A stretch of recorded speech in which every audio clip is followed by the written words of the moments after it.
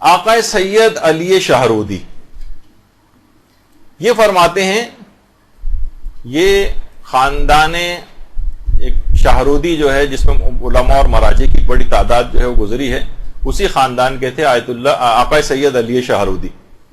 یہ فرماتے ہیں کہ اس زمانے میں نجف میں مدرسہ بزرگ آخوند خراسانی، آخوند خراسانی ہمارے بہت ہی بڑے علماء کے اندر گزرے ہیں، آج بھی ان کی کتنی کتابیں حوزہ علمیہ کے اندر پڑھائی جاتی ہیں، اجتہاد تک کوئی پہنچ نہیں سکتا جب تک کہ ان کی کتابوں کا مطالعہ نہ کر لے۔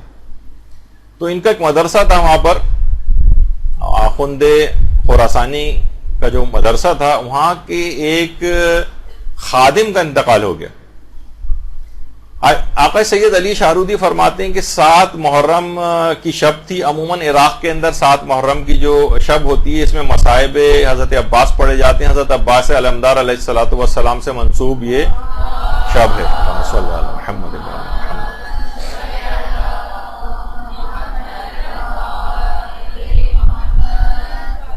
اچھا، اس کے اندر شروع میں چائے وغیرہ تبرک کے طور پر ہوتی ہے، پھر کھانے کا بھی اہتمام تھا۔ اچھا، اس زمانے میں کوئی وہ نہیں تھا کہ بہت بڑی تعداد ہی ہمیشہ مجالس کے لیے، مدرسے کے ہی ایک خادم کی مجلس ترہیم تھی، تو اس میں کم افراد مدعو تھے، صرف 7 افراد مدعو تھے اس مجلس میں، اور 7 افراد ہی کے لیے کھانے کا اہتمام کیا گیا تھا۔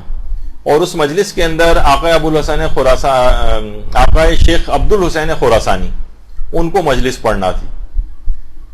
اچھا، اب ہوا یہ، سید علی شہرودی فرماتے ہیں کہ اس رات اس جو مجلس ترہیم تھی، کیونکہ خادم کی تھی مدرسے کے، تو آیت اللہ سید محمود شہرودی، جن کی تصویر آپ کے سامنے، آیت اللہ سید محمود شہرودی، ان کو پتہ چلا کہ خادم مدرسہ کی مجلس ترہیم ہے، یہ خود ایک لحاظ سے بن بلائے اس محفل میں آ گئے، اور ان کے ساتھ ہی ان کے بھائی آیت اللہ سید محمد حسینی شہرودی بھی ان کے ساتھ آ گئے، 2 مجتہدین۔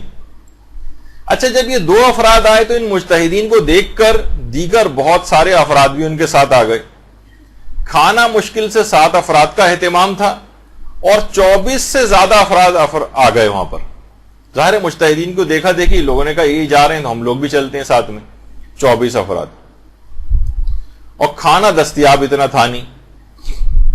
اچھا، اس زمانے میں بازاروں میں اتنے ایزیلی کھانے اویلیبل نہیں ہوتے تھے، کم پڑ گیا تو بازار سے لے آؤ، ہوم ڈیلیوری سے منگا لو، یہ تو اس زمانے میں نہیں ہوتا تھا۔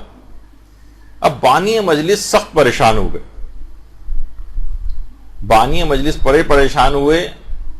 سید علی شہرودی کہہ رہے ہیں کہ ظاہر ہے کہ اتنے بڑے علماء اور مجتہدین آئے ہیں، کھانا کم پڑ جائے کتنی بے عزتی اور شرمندگی کی بات ہے۔ گھر سے باہر نکل کر پریشانی کے عالم میں آئے سڑک پر، اور سر سے عمامہ اتار دیا، اور روضہ ابو الفضل العباس علیہ السلام کا رخ کیا۔ اللہم صلی علی محمد و علی محمد۔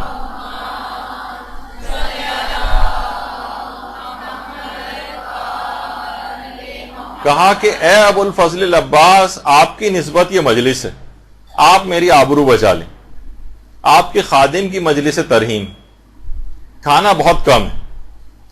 فرماتے ہیں کہ جیسے ہی میں نے حضرت عباس سے توسل کیا، اچانک سے میری دل کی حالت ہی بدل گئی، اور ایک اطمینان آ گیا میرے دل میں۔ میں اندر آیا اور گھر والوں سے کہا کہ کھانا برتنوں میں نکالو، خدا کریم ہے۔ اب کہہ رہے کھانا برتنوں میں نکال کر حاضرین مجلس کی طرف کھانا بھیجا، لیکن خود سید علی شہرودی وہاں نہیں گئے، بس کھانا بھیج دیا۔ اور اس کے بعد یہ تھا کہ جب کھانے کی کچھ کمی ہوگی تو دوبارہ آواز آئے گی کہ مزید کھانا چاہیے۔ کہہ رہے ہیں انتظار کرتے رہے یہاں تک کہ آواز آئی، سید علی شہرودی بس کیجئے، سب کھانا کھا چکے ہیں، مزید بھیجنے کی ضرورت نہیں۔ اب اللہم صلی علی محمد و علی محمد۔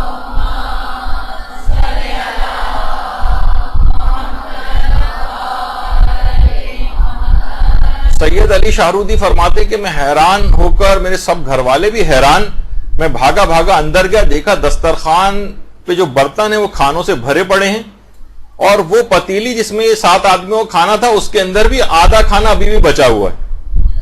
اور اتنا کہہ رہے ہیں اتنا کھانا بچ گیا کہ بعد میں لوگ اپنے ساتھ باندھ کے بھی لے کے گئے وہ 24 افراد، اور کتنے افراد تھے جو بطور شفا و تبرک کے طور پر اس کھانے کو ساتھ لے کے گئے۔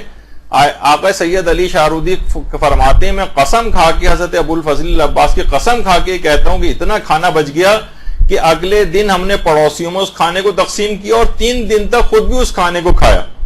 اور فرماتے اس واقعے کی اس کے بعد اس قدر شہرت ہوئی کہ ہر سال اس کے بعد بن بلائے اتنے ہمارے گھر پہ عزادار جو ہے وہ آنے لگے اس مجلس میں شرکت کے لیے کہ اس کے بعد ہم 400 کلو گرام چاول اور گائے کا گوشت ہم پکوا کر اور مجلس اعظم میں تبرک کے طور پر تقسیم کرنے لگے اور کہنے لگے یہ نجف میں ہوتا تھا. اور اس کے بعد یہی سلسلہ اب ہم نے شاہرود کے اندر بھی یہ سلسلہ شروع ہو گیا ہے.